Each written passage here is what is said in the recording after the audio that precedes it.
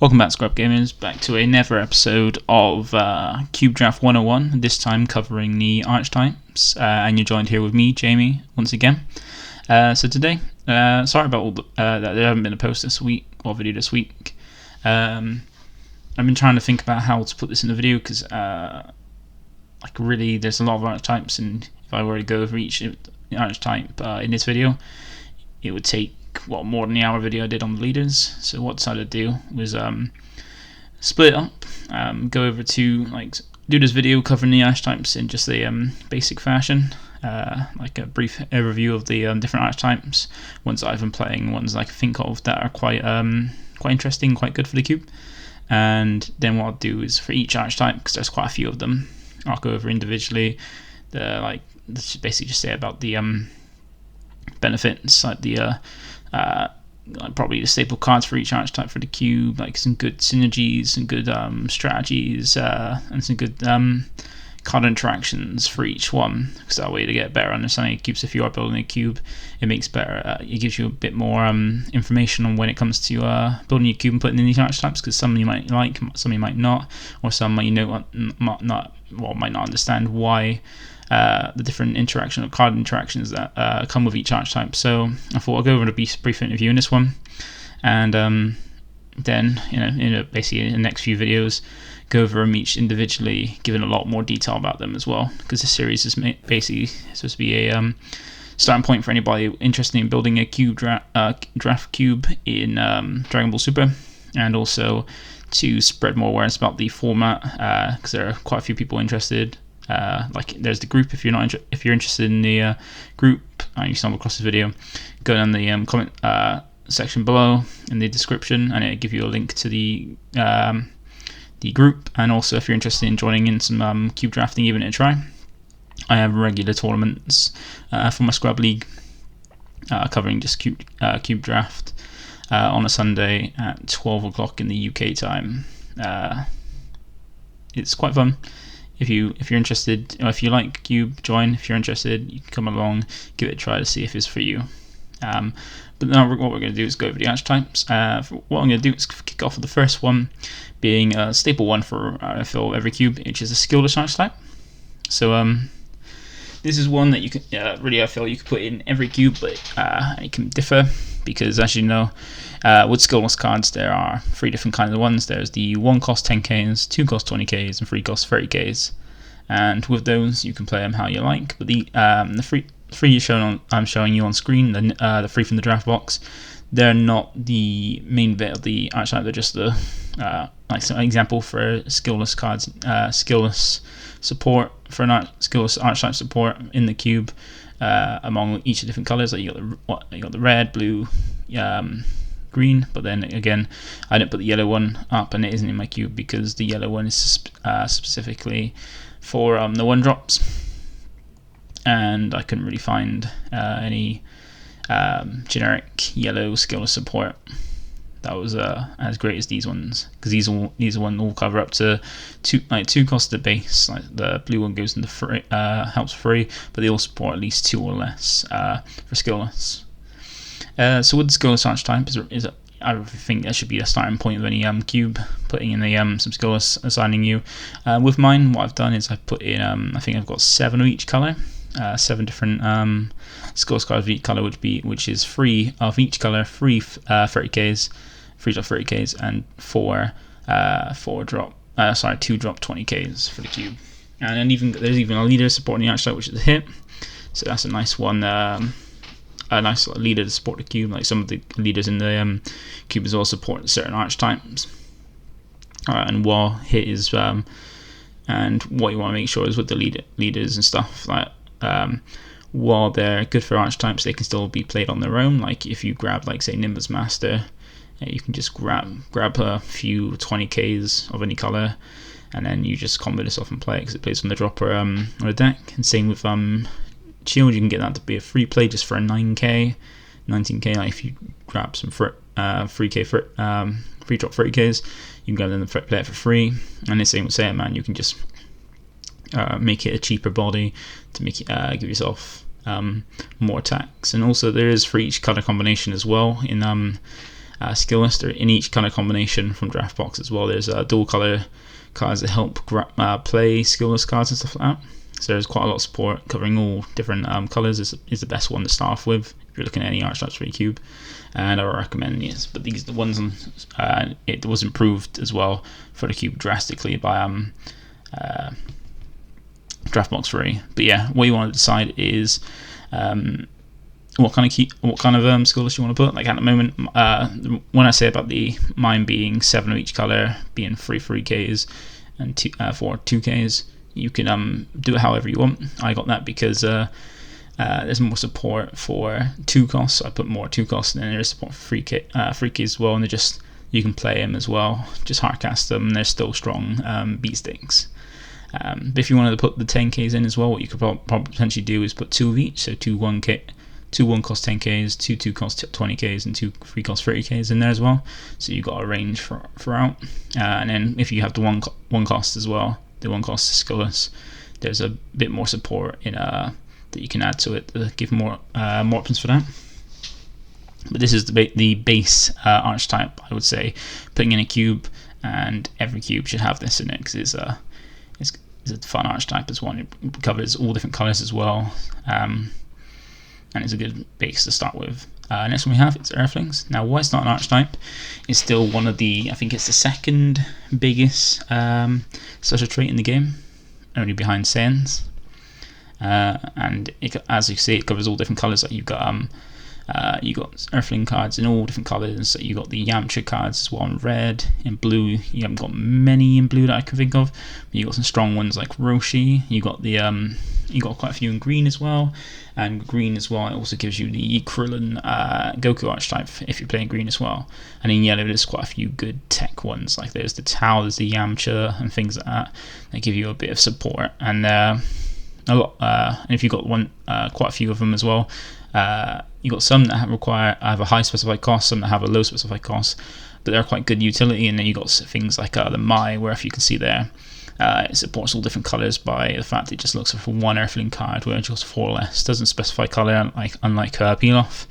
So you can play Mai and search for grabbing Earthlings any color on there, so you can splish splash between them as well. And same, you got things like you got Earthling archetype gives a bit of support. Like you've even got the Bulma. There's 2 Bulmas instead. One that can grab a Whis, which Whis can grab you a super combo, a check land, the ramp blue card as well, and you even got the other one that's just for the other Bulma that's just for a Trunks future, which even cuts into dual color with the red green one from set 10, I think it is. But yeah, they're quite Earthlings is good. It's a good support. It covers all colors as well, and it's not so you can build a quad color deck, tricolor deck, multicolor deck with Earthlings, but they also give they've quite a few good effects to help across the board and quite generic as well. Next one we have is androids, one that's been loved for ages. With the androids, they do cover all colors as well. There's more so in green, but you do have a splash of it in yellow, a few in blue as well, like with the Universe 7 stuff, and with the mainly with the Universe 7 you got some blue ones, and then you got I think it's just this one in red, the Android 17, but they do cover quite a few colors. And you got the Android leader as well. I think there's 2 good Android leaders. Technically it's free to sell as well. Like in my one, I have the Android 17 and 18 leader to help focus on the Android 17 and 18 deck. I've got the Android 20, which focuses on just that generic Android deck. What it does mainly go for green and yellow by the search on the effect. With multicolored cards that have green or yellow in their color, you can still have them, and as long as you've got an Android leader, it supports it. So you either have like a themed. You can make a theme deck of just Android 17 and 18 together with the leader. You can make it just normal Android deck of any for any color with the Android 21, and then you got the Cell leader, which is also Android, which supports these as well. And you got quite a few good Androids, like the Android 13. It's probably one of the best cards I feel in the cube, just being a 20k critical for free energy. and then it's got an effect that just allows you to play some control as well. If your opponent's with this card, if your opponent doesn't have any a way to remove it, you're going to have a field day once you drop it. It's probably one of the strongest cards in the cube, in my opinion.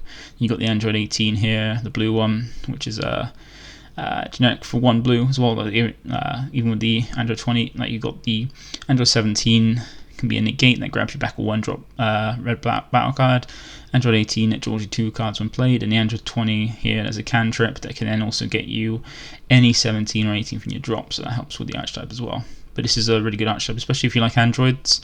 If you join the Android deck and Android cards, this is a nice fun thing to basically be able to try and draft and play in cube as well. It's quite a strong deck as well.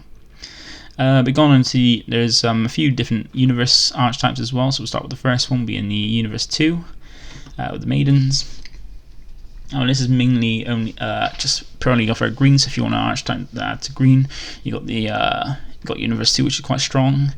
Now they've got some quite good effects as well, like you've got the Cocoons as a negate that can KO stuffing and be 2 cost with green. So if you so it like rewards and gives the opportunity to build a monocolor deck, because you can build a mono green deck with the Universe 2 stuff, as long as you got if you grab green leader and stuff. There's some other archetypes like this that help support mono options for the deck. Like you don't want to always have to build force 2-color decks. It should be with cube draft. It should be the fact that you can build anything as long as you draft correctly, and it should give you the option of you can be either have a monocolor deck, a multicolor, dual-color deck, tricolor deck, even quad-color deck is quite fun. But then you've got the Ribrian as well, which is one of the 2 board wipes. Well, which is the only proper board wipe in the cube, with another sort of board wipe being Kami, but the Kami's limit only wipes a certain level, whereas Ribrian just hits everything, even through barrier as well. And you got Robanro, which is some hand control, and then when replaced, gets you back stuff as well. That's one thing with the Universe 2 stuff. Some of the stuff when it's removed, gets you back green battle cards from the drop that are less than its cost by at least 1, which is quite good. But this is a nice archetype to have in it. Hopefully you get more support of Universe 2, because some of the cards are really good in there, especially if you cube draft it. Like you can see, Cocoons only has 1, even Ribanro only have 2 specified green. So you can still splash it in a dual color deck and quite well as well. And Ribrian's probably one of the strongest cards in cube. It technically, I think it does come up sometimes as a hate pick. To even if you can't use it, if you're not driving green, you normally want to grab that to make sure that no one can board wipe your field. Give you that peace of mind. Next one we have is the U6. So this goes into quite a few different colors. It technically goes into all colors, but with the green cards. The green cards don't. If you don't know what I mean by the green cards, there's the Saiyan Teamwork Kaba, the Kale from set 3, set 2, set 3, and the Kale from set 2, and the Caulifla from set 3. They're like from back in the veggie deck back in the day. We had those green ones that worked together. They don't have the Universe 6 tag because they were before the Universe tags or the Universe special traits. But they can still count as it, but then they don't have Universe 6 traits, so I didn't put them in this. But with the Universe 6 stuff they cover at least red, blue, and yellow. So with the Universe 6 stuff in red, it covers almost all the characters. So you got the Hit, you got Kale, Caulifla, you got Potamo, you got some scholar support in that as well. With the blue, it's like it does go over some of it, but it's mainly focused on Kale, and then same with the yellow cards mainly being focused on Caulifla. So technically, you can play this quite a few different ways. You can play it with either a splash of the red stuff as red, blue stuff as blue, and yellow stuff as yellow. Having like just the Kale stuff if you're playing blue, the Caulifla stuff if you're playing yellow. You can go in together with it, blue, yellow, blue, red. You can mix them up together. They give a nice bit of theme support, and some of the cards also work quite well in their own, like these 3 on the board. The Onslaught one is a good boss card to drop later on the game in red, and draw you quite a few cards and hit hard. You got the Kales there as well, which is a nice early game one. Swinging at you back in extra energy for defense, and then Khalifa is a good negate that you can play as well. So they all give nice support on there, and they branch across quite a few different colours is one thing you want as well with some archetypes. It's nice to have and support quite a few different colours. And speaking of which, we got the next one being Universe 7. So this is one that supports quite a few different colours with some quite strong cards and some good combinations as well. Like the ones on the board, they're probably some of the strongest ones for the Universe 7 archetype in the cube. You got the red Frieza that is good on its own and give you a combination with the yellow one as well. You got the yellow one, which is a fantastic boss card when you get to turn 7. If you draft the yellow leader to finish off games. You got the green Goku to help with a green leader to handle certain threats as well, as long as you're on the field. And you got the blue Frieza, which allows you to recur a barrier blocker every turn by just paying energy, so you don't use anything from your hand as well, so it's technically free as long as you pay free energy. But with the Universe 7, you can make use of the yellow Frieza leader as well so that basically make it possible to have a Universe 7 deck. There's quite a few different colours. There's more in all colours apart from yellow. There's not many in yellow. Like in yellow, you probably have. Well, I think if I can think off the top of my head, in my cube, I've only got the Roshi and Frieza, but there's quite a few in that you can have in green. You can have in. There's quite a few in blue from the draft box, and same with red. There's got a few in there you can put in as well. But this is another archetype that covers quite a few different colours, so you can have any combination of cards really.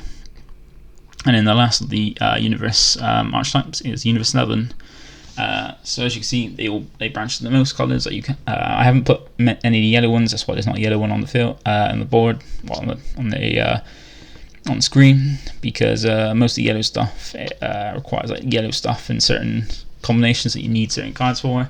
Whereas these are all generic on their own, like with Jiren. He's a very good defensive card that if your opponent can't get rid of him, it makes it harder for your opponent to actually worry you, because anytime they attack, you're minusing 10k on the card they're attacking with, and once per turn when you play something, you minus 10k for the turn as well, and it still threatens with double strike, and 20k for 4-drop. Being one specified red means it's easy passable. I think the same with most of them, like even with the Dispel, is a good one that gives you an extra effect, and if it gets removed, you draw a card as well, so you replace itself. The Belmon's a card that you can play for free by getting rid of free battle cards if you're able to spam enough, and be your blocker for the. So they all make the Jiren leader. Jiren leaders activate battle possible if you do draft them. So the Jiren is still good on its own without drafting the Universe 11 stuff.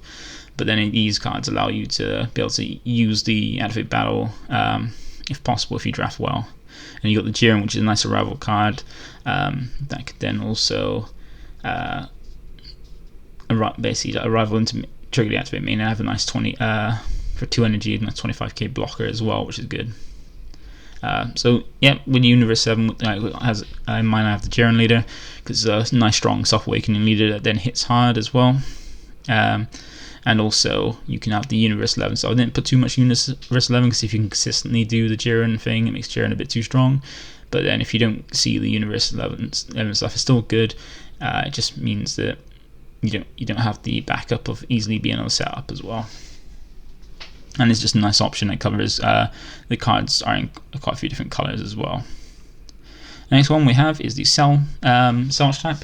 So Cell, what only really covers mainly green, but it does have the red, green, yellow cards. Cell's a good one. Like the leader from set 2, I feel is quite good for the cube.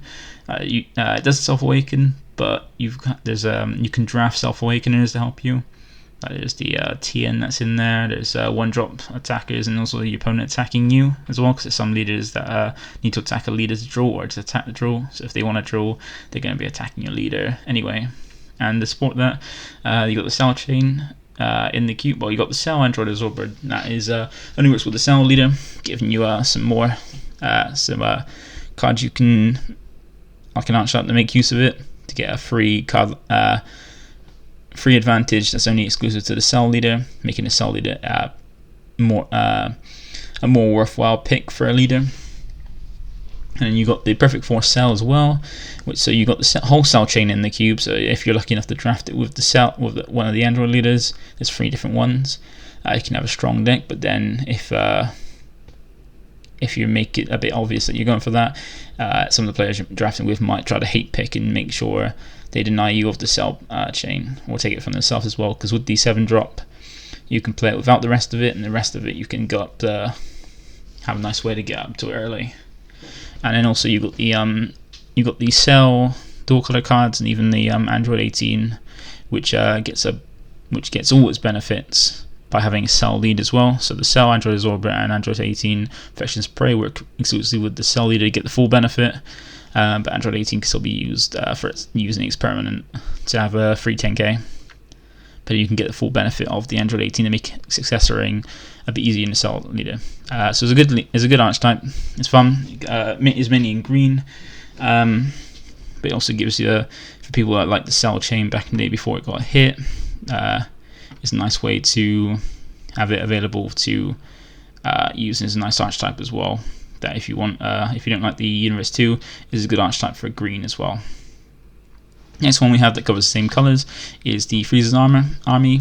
So with the Frieza's army cards, you cover. I don't think there's any in blue. Well, there's none that I play in my cube, but the Frieza's army stuff does cover multiple different colours, being the red, covering red, green and yellow. Mainly green and yellow, but also covers red as well. Not too much red, but enough to make it possible to splash into it. Now you have the 2 Frieza army leaders, but there's only one. There's the Golden Army Frieza, the Golden Frieza leader that makes the full use of this. Now the cards are still quite decent. They work quite well, like you see with the Frieza Death Embrace. That's a good cantrip that with red has a really strong activate battle. And you got the Chi-Lai Frieza's Force Soldier, which is again a cantrip that has a good effect of the activate main. That can help you with the skillless or the ever good green Frieza's army cards that are in the cube as well, like the Zarbon, and as I said as well, the skillless stuff as well it can bring out from the deck.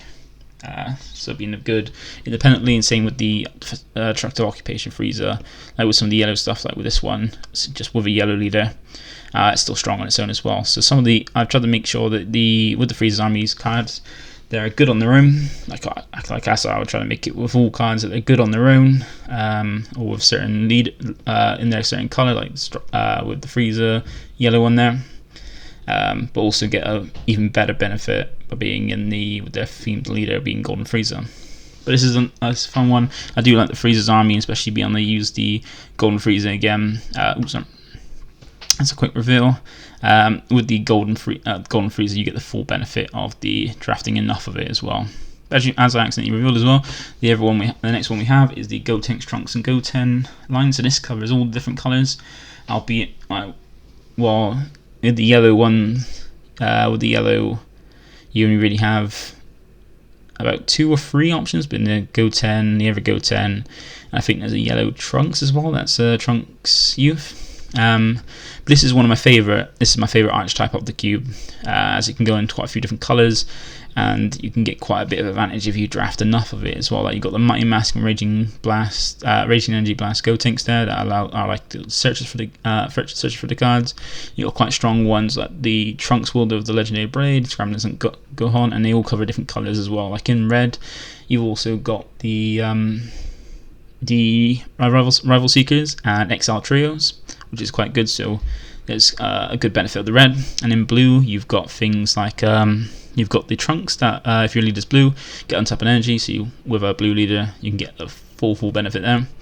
And even in the set 12 coming up, you've got the the Goten and Trunks in super combos as well. So potentially, because I will be adding those in, it will be updating my list with the set 12 cards once. Now they're revealed, I need to just review it. And what I might do as well is do an update video every set with potential good additions for the cube. So if anybody is looking to update from the set, I'll have that up with Cube Drafting 101 as a extra part, so it keeps going on them, and it can help people out if they're unsure what new cards to add from each set. But yeah, with the blue stuff, as I said, you've got the new super combos that are coming out. I think there's some other ones, but I can't think of it off my head. And in green, you've got the Trunks and Gotenks stuff. And what you got the stuff in a set 11 that what only works with Gotenks leader. You still have the TP ones that you can just hard cast for 15k swings. That then when die, you grab back Gotenks, green Gotenks stuff. And there's the green Gotenks from set 1. There's the green Gotenks from set 11. Not the Grim Reaper, the other one that goes for barrier. So you've got some ways to get recurring stuff as well. And you've got the other ones in draft box 6 as well, which support. And as I said, you've got the Scramble Sun Goten here, which supports. So also to go to Goku's lineage, a little bit you can have in there. And there's I think the Goten that works well with the helping defend the yellow cards as well. But this is one of my favorite archetypes. It's one I always put in the cube, and I will try and expand it to help because they all work on their own. Like even with the Gotenks here, that you can play just as I said before. You can play it for 4.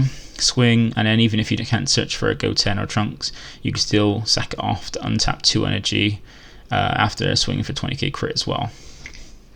Same with the Trunks and Goten here, just on their own, they're quite powerful and quite good cards. On to the next one, we have the Ever Gotenks archetype. This is similar to how the Universe 2 archetype is. This is the one that supports playing mono yellow.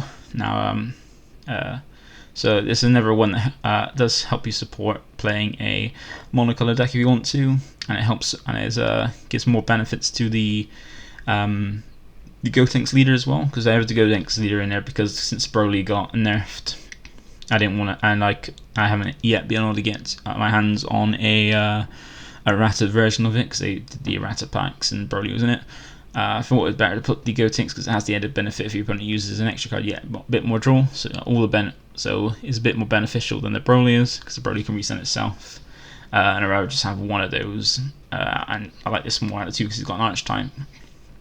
And got the new expansion pack card, which is going to be added to my cube as well.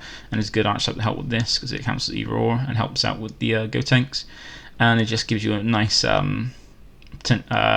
mono yellow archetype to support playing mono yellow, because I think when I was testing my cube, we did have one player that did go mono yellow, trying out this as well, and it was a good choice for them. Next one we have is Baby. So this is another one that only supports 2 colors. So you do have the new blue baby stuff, but then it more works for a blue baby leader, which I try to have. I rather have the leaders that work on their own quite well, but not have to fully focus on having the archetype as well with it. With the baby stuff, like you got the red stuff that's you can play on its own, or even then with this blue baby leader, it can potentially be a 4-drop or 6-drop 30k triple striker. Or if you have one of the 2 baby leaders in, you get the full benefit of it as well, of the effect. It's just like it's easier to drop cheaply as well. It's just a finisher turn 4, which is thing you have to worry about if your opponent has, and it being a great ape as well. I think there's some great ape support that can go help it out. You got the yellow stuff for the baby. You got the brainwash stuff. You got the but having it together with the red yellow stuff. The baby archetype is more of one that rewards drafting the baby leaders. Like the red one is quite generic and easily usable, and the yellow one rewards with the getting the archetype. But I did switch out the archetype because the one from the set 8, I think it is, the one that can free play brainwash cards, was really in the poor form. It wasn't strong, and plus people didn't really want to draft it because of how weak the leader is. So I switched it for the Star Deck 1 just to make it on par with the other leaders, and still having some of the strong red yellow baby support in there as well. And even then with the red yellow dual color stuff, that you have the Super Baby 2 Malignant Force, which is a good card, a very good card for the cube, being quite defensive as well as offensive. And you've even got the 5-drop Majesty SR Baby as well. That's a good finisher if you draft red yellow as well on its own. But yeah, this is a good archetype, but this is more of a focus archetype where you want to go into it. Next one we have is Apes, and this is one that I drafted myself, and it's great. Like March of Great Apes is such a good card, and with the addition of the blue Barlott's Crew blue apes, I thought it'd be a good choice to put in, and it is fun. So you've got Magic Apes. That's an extra card that can help reward you if you draft the Archetype like I did. I was only unfortunate to get a loss in my first round because I was unfortunately drew bad, and then my opponent was able to play really well and stop me from being able to do anything and just demolish my resources as well. You even got the Archetype. You even got the King Vegeta Unison that help you search the yellow ones that are around. I put all the yellow ones in there. There's quite a good ones. There's the Warcry. You got the Bollock that can evolve when comboed on. You've got the Instincts, the Vegeta, which is a searcher for apes as well when comboed or played. And then you've got the blue Barnett's Crew apes that are all pretty good as well. They can evolve cheaper and are quite cheap to play and quite strong. And you've even got the dual colour Technique Great Ape Vegeta as well, which is a ape you can play off March or help support the green, red, and white colours as well by having a sort of a board wipe as well. So this is a nice Archetype. It's not the strongest, but is a fun one to play, and especially with people who liked back in the day when we had apes alive, or like Bardock's Crew, is a good Archetype. If you are building a cube and like that, those Archetypes is a good addition as well. And it's even better now we've got the support with Grape, and there can only be more support that comes out for any apes, be it any colour. It makes it a nicer and stronger Archetype to continue playing as well. Next one we have AOD. It's Agents of Destruction, which I spot wrong there in being Agents of Destruction. So this is an Archetype that with each colour they've got an agent. So as you can see, you've got Vegeta for red, there's the Janemba for blue, there's the Android 13 for green, and Bojack for yellow, and also there's the new Hatchak one for black as well. And with those as well in blue, you've got the Bibbidi to help make it so you can have more in one deck if you want. So each good for their own colours, being very strong individually.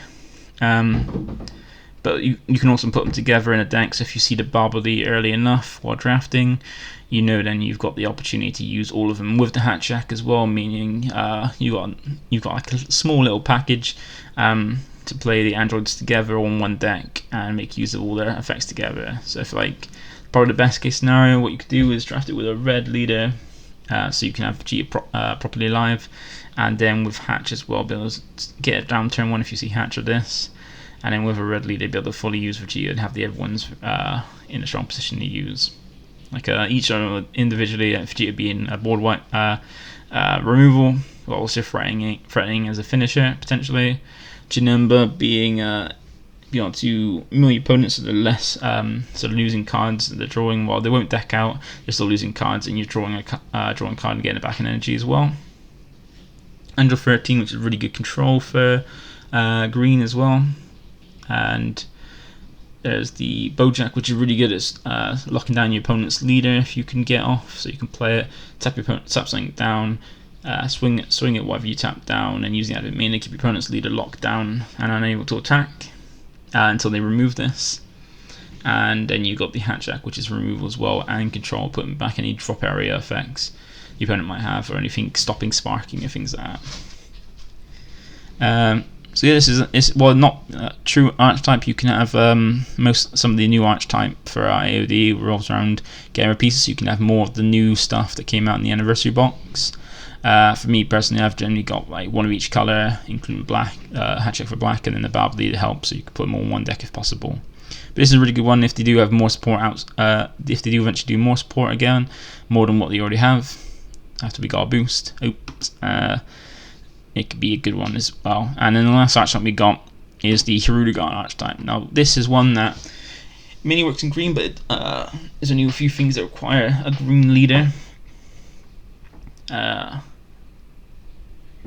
think there's a few things that require a green leader. Some of it you can just still play while splashing green. You've got the Tapion, which is basically on his own. Either get your music box if you find it, or just giving yourself, if you have a green leader, or the Hirudegarn leader, because I put the Hirudegarn leader so it could support this as well on its own, and Hirudegarn being just a good leader as it is. You can have a lot of stuff. It's just a free blocker that draws your card and plays itself for 1 energy, which is good. The Hirudegarn Unison, which is good as being able to allow you to drop things in the put things in the drop, either by its +2 effect or by its auto, which can help with controlling your opponent's combo. And it's a nice 1-drop Unison as well, being 15k. You got the Hirudegarn chain. Well, I've only put the 4-drop here, but the Hirudegarn chain, which either individually come down as a beat stick, and if they get removed, you either get a draw or discard off your opponent, depending on, like with Minato you get a draw. The other ones you get discard or even pop effects, but they all get good effects as well. It can be problematic, and got the chain if you draft it. Like if you draft just individually, it's still good, and if you draft the whole chain, it's even stronger. And we've got the Hirudegarn 9-drop, which if you draft the rest of the chain, you can even one part of the chain, you can get this, and then it allows you just have the possibility of having a big ball on the field, or just then again, if you don't have the rest of the chain, you can still have it as a dual colored card to charge for energy as well. This is one I've been having fun with in the standard format, and I thought it'd be a nice addition to have in the cube as well as an evergreen archetype. Like, there's quite a lot of things that support green, but the green stuff is that's quite a few archetypes, whereas other colors, I think it's green and yellow, have more archetype cards in cube that works well. They don't have as many generic cards, whereas red has a lot of good generic cards, the same as blue have good generic cards as well. But these are all the archetypes that I have in my cube that I could think of on their own. I didn't bother with Saiyans because there's so many Saiyans, and Saiyans aren't really archetype. It's just the most it's just the special trait with the most cards in the game, because it is Dragon Ball after all, which is mainly all about Saiyans, being the protagonist is a Saiyan. But yeah, this is it. It didn't run too long as I thought it would be, which is good. But as I said, this is just a brief rundown of all the archetypes that I can think of for the cube that are quite decent options to have if you want to build your own cube and don't know what archetypes to put in, or if you want to put archetypes in general. But this is a good. I think this is a good point to give you a selection of different archetypes. And what I'll do is in the next few videos, I'll go over each archetype individually to give you a more detailed rundown of the benefits and stuff of each one. But thank you for watching. I hope you've enjoying this. Once again, if you haven't joined the cube drafting group, go down in the description below, and there's a link to it. Also, if you like my content, I want to keep you up to date with my thoughts and stuff, you can also like my Facebook page, Scrub Games, which also has a link down below. Lastly, as the standard sign off is, if there's anything I didn't cover properly in this, or you want me to cover on my channel, just drop a comment below in any video. I'll answer it as soon as I can, and also I'll take on any suggestions and try and help by putting out a video or covering it somehow for you. And if there's any questions I didn't answer, just drop down the question and I'll answer as best I can, or even cover it in another video if needed to as well. Also, like the video if you like this series and you found it helpful, that lets me know. If it and well, any comment or like or subscription, I think makes me know it's worth it and it's helping you out. And lastly, subscribe if you want to keep updated with my cube drafting series, like information as well, because my channel is mainly focused on for Dragon Ball cube drafting, deck profiles, and eventually gameplay once I can upgrade my equipment to have some decent quality games up on the channel once we're able to play again in person. I've been doing that because watching untapped games isn't interesting. I know for a fact myself, I don't like watching untapped games. And that's it for me today. So next few videos will be covering the archetypes in more detail, and I'll maybe have some other deck profiles up, because I know I'm going to redo the launch deck profile, because I've since playing it I've upgraded it, and also I've got a revamp on my Gogeta deck, and also the Hero deck, and also Turtles and Mecha Frieza in the next set as well. So I've got a few different new decks I'm going to try out and what I want to give a try to and have fun with. I'll post that up as well. But thank you for watching. Hasn't been too long video like normal, and I'll see you in the next video. So bye bye for now, and enjoy.